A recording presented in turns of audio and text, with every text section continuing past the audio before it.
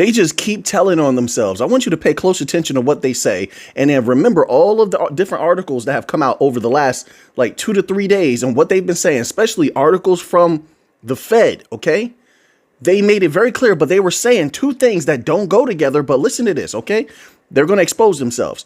It says here, this is from the BIS. All right. It says this, quote, do you think that a lot of the traction that crypto, keep that in mind, they're distinctly using the word crypto, not stable coins. That's going to be key later because it tells you what's coming. Let's keep going. Quote, do you think that a lot of the traction that crypto is gathering has to do with the fact that traditional finance and traditional money has not evolved at the speed of technology and responded to what people need, right? And then he answers, this is Augustine Carstens. He says, so let me put it in one way. If we had, for example, a wholesale central bank money or reserve currency technologically advanced, do you think that could make up for the demand of stable coins? Here's the thing. You see how they're starting to doubt themselves? Remember, I had posited about maybe it was the end of December or so. And I said, no, it's actually probably in a members only video, actually, back in like November. And I said it seemed like the BIS, someone was putting the pressure on them to change. Well, now I think we know who. The U.S. has come out and clearly stated, hey, we don't want CBDC. We don't want a government pushed, central bank pushed CBDC. They've taken a hard stance on that now, which leaves the door open for the private sector, leaves the door open for your XRPs, your chain links, your Solanas, your Algorands, your Hederas. It leaves the door open for them to do the heavy lifting. Other companies, of course, will be involved that I don't cover. But so now that the U.S. has firmly taken that stance, now all of a sudden everybody else is questioning CBDCs. Hey, BIS, why didn't you say this before? But that's not important. Let me put that to the side. What this means is we're getting closer and closer to an absolute certainty that the private sector is going to dominate, that all of these different private chains, the private sector, public blockchains as well as private, are going to dominate. All right. But wait, let's keep going because I haven't even gotten deep yet. It says here, do you think that can make up for the demand for stable coins? It says, for example, stable coins, one of the reasons why I don't like them, really, all of a sudden, out of nowhere, all of a sudden, you don't like them, really.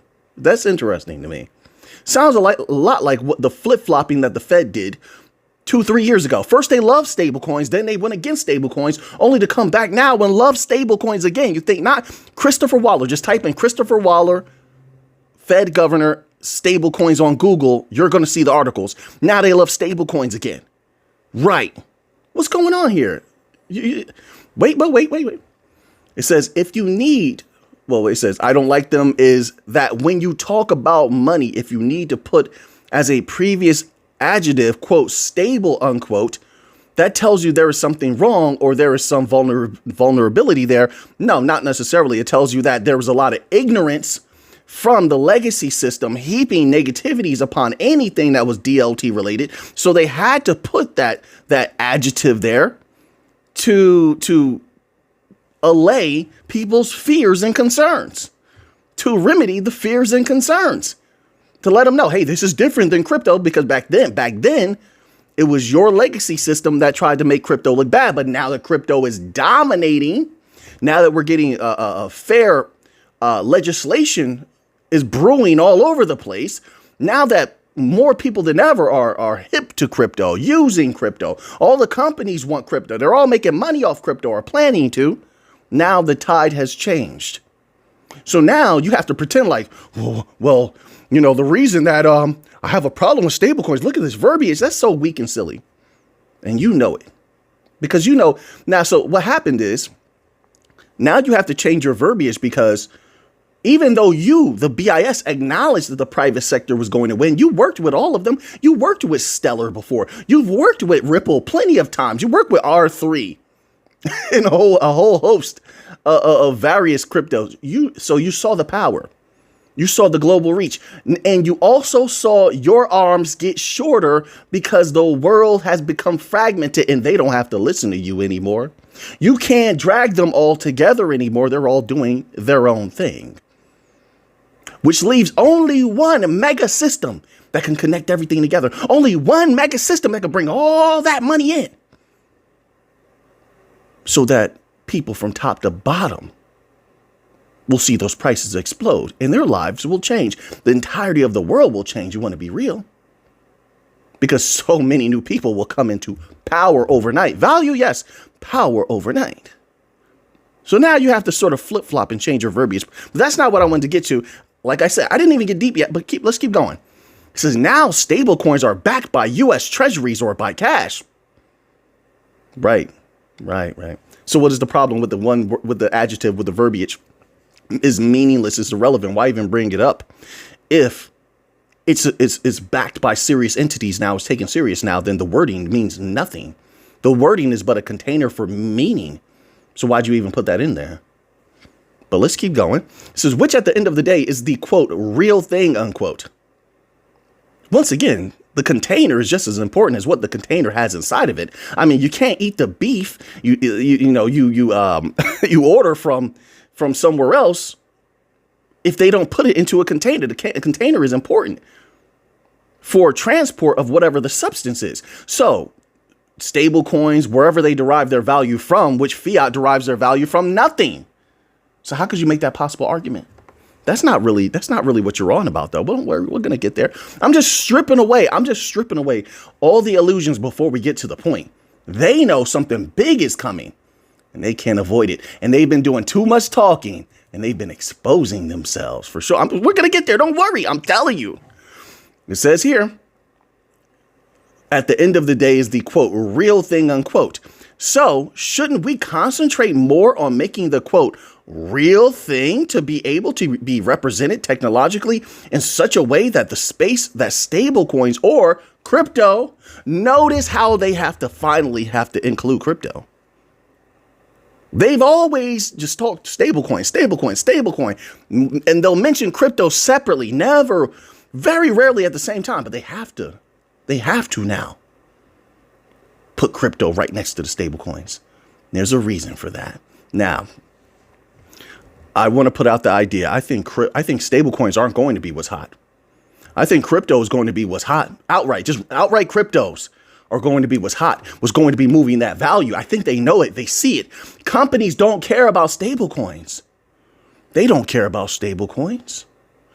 Here's another thing. So one time I remember Christopher Waller was talking about how, and a few other representatives were talking about how companies would go into local digital currencies. The BIS itself covered this one time. Companies will utilize the services of these bank coin companies, and they will come out with their own coin. But guess what their own coin affects when it runs across the chain? It affects crypto. You think the companies don't know that? You think the companies want to use somebody else's stable coin? No, they want their own coin. So Jason's Auto Parts can, I'm just throwing a name out there. All right. I just made it up. It's not a real thing, folks. But Jason's Auto Parts can have their own coin that their customers can use. They can get rewards. Smart contracts, make sure the rewards come on time. They do enough shopping, they get a little gift. And Jason get all that information. They get to experience the low cost of blockchain. They can do business around the world, fully automated on the blockchain. You see? But guess what else gets affected? Oh, it's on XRPL. XRP gets affected. All that traffic is coming across the XRPL, affecting XRP. Imagine thousands upon thousands of companies doing that. You see where it goes? You think those companies don't know that XRP is involved? And so they say to themselves, wait a minute, yeah, we have our own coin and it's flowing across the XRPL, but because we've been educated, let me get some of that XRP just in case it goes up in price, because all of us are using XRPL. Let me get some of that XRP. They start buying XRP knowing that all of those businesses using Those coins they issued on the XRPL are going to affect XRP's price. Just like David Schwartz said, everything that comes across XRPL will affect the price of XRP. It will touch XRP in some sort of way. I'm paraphrasing, but we had the article up. David Schwartz is super famous. People probably have saved that article all over the place, saved the tweet all over the place. So it's not like I'm the only one who knows, okay? It's no secret he said that. And so all of them start buying up the XRP. And it's just XRP is just one example. All of these bank coins, I think there's enough money to go around. BIS knows that. So they're scared now. A lot of these entities scared. Oh, stablecoin. They know crypto outright may dominate. And that's another thing. With the businesses and the banks, the Fed and BIS been saying two different things at the same time. If you look at that last speech by Christopher Waller, he did an interview like a day or two ago. He says something interesting. First, he says he's promoting stable coins. One, okay? At the end of it, then he starts warning them, oh, but digital wallets, got to be careful, you know? Digital wallets, somebody could hack a digital wallet. If you got an air gap code wallet, you should be fine. In my humble opinion, not financial advice, I'm just saying. But he's not the only one. There's been a lot of articles the last 2 weeks warning about digital wallets for some reason. So how do you push stable coins to these companies if you're also going to be trying to put fear in them about digital wallets?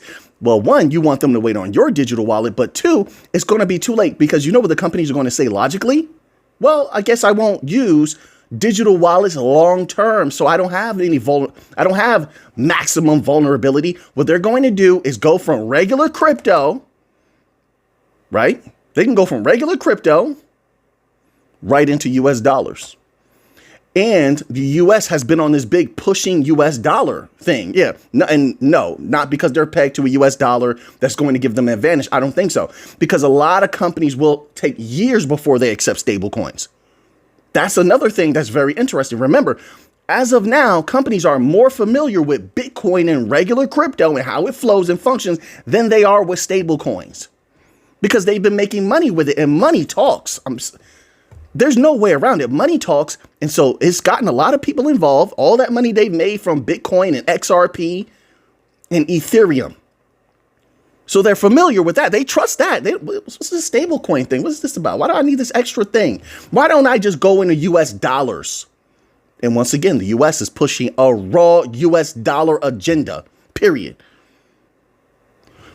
So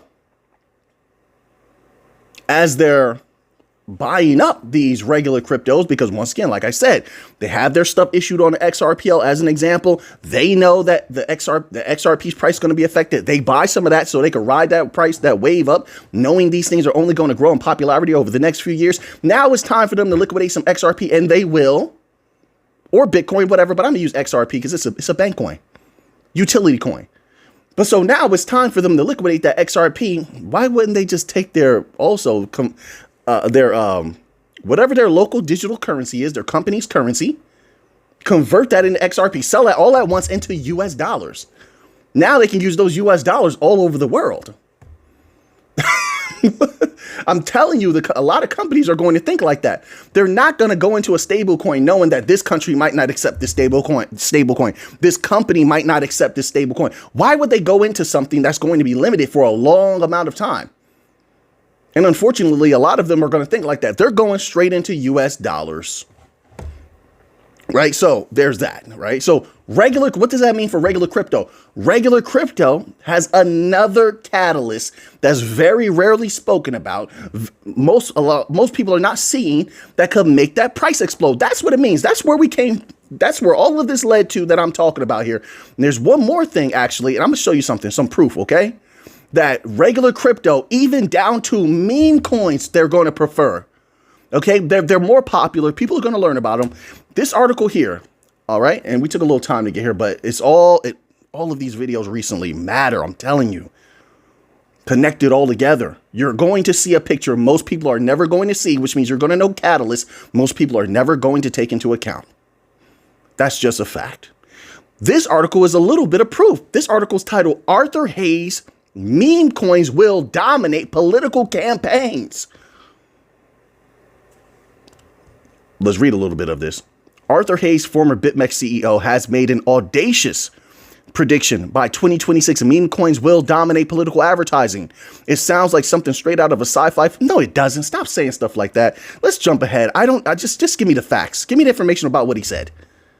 It says, but Hayes, I hate when people do that. They give you their opinion, but it's like really slanted to like either the negative or the positive. Just stay neutral and give me the info. Anybody else feel like that out there? I'm just a regular person, okay? I feel that way. I'm like, I don't have time for this nonsense. I don't. It says, but Hayes believes that meme coins and blockchain-based assets will become central to how politicians engage with voters. I agree with that. I believe that is a high probability of happening. And for anybody that said, well, Mick, your channel, I'm not an article writer. I'm a YouTuber meant to give my opinion, right? Article writers supposed to stay a little bit neutral, give you facts. They're over here interviewing these people, etc. They're very different, very different. It says, if his forecast is correct, we could see the rise of politify coins, cryptocurrencies tailored to political campaigns, as a new era of digital engagement begins to unfold. The political meme coin revolution, Hayes' bold statement, might seem far-fetched. No, it doesn't. It doesn't. It seems far-fetched to you because to you, one person writing an article, it seems far-fetched. You say that like you speak for all of us. It may seem far-fetched to you, not to me. You don't know what I think. You don't know who I am. Let me just hear the information, unfold the information for me, and let me make my own choice. I don't like this mind control like that. I don't like when people do these types of things. Before you even let me hear the info, you're already trying to prime my mind and shape it a certain way. Get out of here. You could never do that to me. I don't like that, folks. My apologies. He did it twice. Pet peeve of mine. He says, but there's an underlying logic to it. Just tell me the logic. Just tell it to me. What's wrong with you? The world is becoming increasingly digital, we know, and politicians are under growing pressure to connect with younger, tech-savvy voters. I guess. Look, listen, let's be real. Politicians want to make money. These people will come in, they're on a $200,000 a year salary, but they have $80 million, $100 million, $150 million. How? They want money. These coins they're going to put out there to fund their campaigns. Let's be real. They're going to put out their politician coin and say, buy it to help me fund my campaign. And people are going to do it.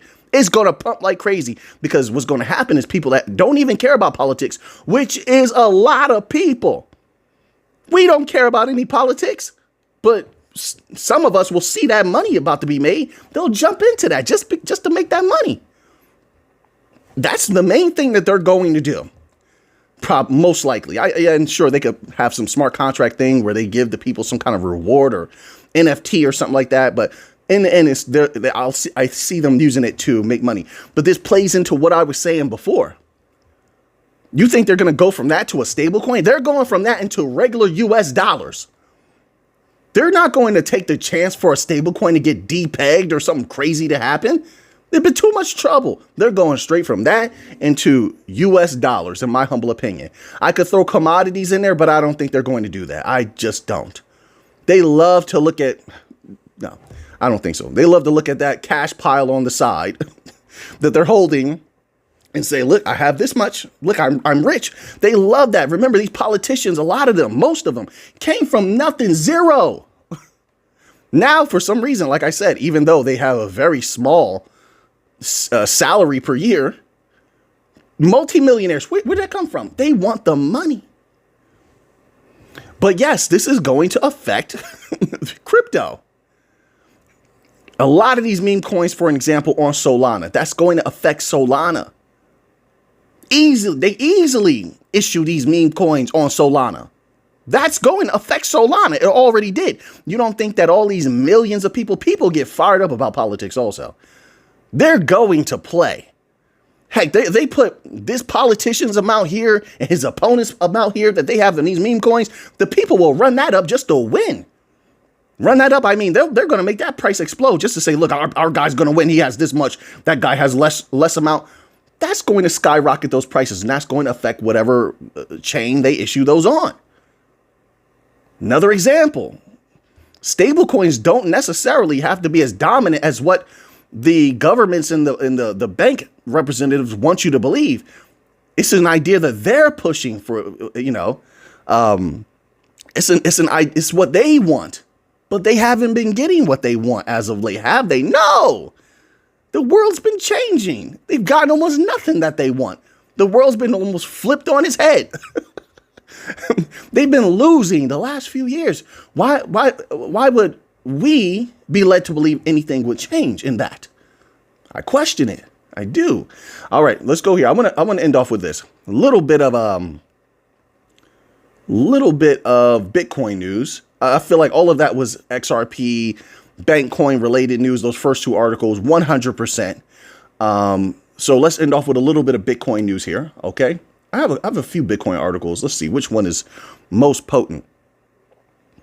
State of Wisconsin Investment Board reports $321 million Bitcoin exposure.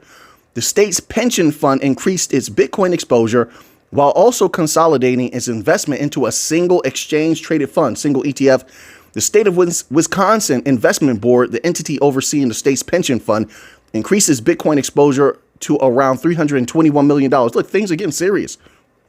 I'm telling you, things are getting serious. Wisconsin Pension Fund previously disclosed holding $164 million in Bitcoin. I'm going to give you this one also.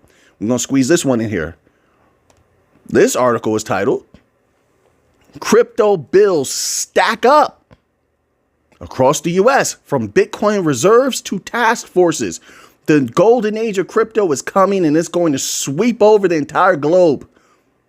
It's going to happen quickly, it appears, especially because nobody wants to be left behind. And when the sleeping giant that is the U.S. finally wakes up and is yawning and is ready to move, everybody starts scrambling. They know it's time.